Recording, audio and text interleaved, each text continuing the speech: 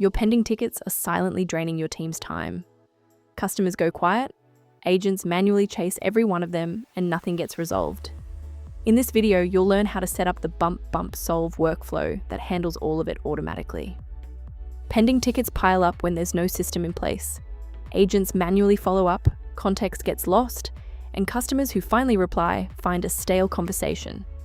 Every silent ticket is a task your team is doing by hand. The fix is a 3-step sequence: a reminder at 24 hours, a final notice at 72 hours, and an automatic solve if the customer still hasn't replied. It runs completely on its own once you set it up.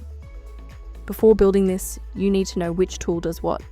Triggers fire instantly when a ticket event happens, like a status change. Automations run hourly and check time-based conditions, which is exactly what you need for pending reminders. Go to Admin Center, then Business Rules, then Automations, and click Add Automation. Set 3 conditions. Status is pending. Hours since pending is greater than 24, and the ticket has no tag called Pending Reminder 1. That last condition is critical.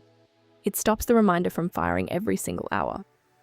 For the action, send your reminder email to the requester, then add the tag Pending a Reminder 1 to the ticket. Adding that tag right after sending is what blocks duplicate sends on every subsequent hourly check. Create a second automation for the 72-hour mark. The conditions are: status is pending, hours since pending is greater than 72, and the ticket already has the Pending Reminder 1 tag. The actions send a final notice and set the ticket status to solved.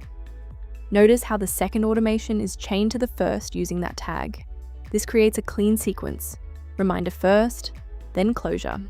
Each step confirming the previous one actually fired. There's one more piece: a trigger that removes the reminder tag whenever a customer replies. Without this, a ticket that gets a new response won't restart the reminder clock correctly the next time it goes silent. Always use greater than for time conditions, not is. Automations run hourly, so an exact match will miss most tickets. Create a no auto reminders tag for VIP tickets and test on a single ticket before going live.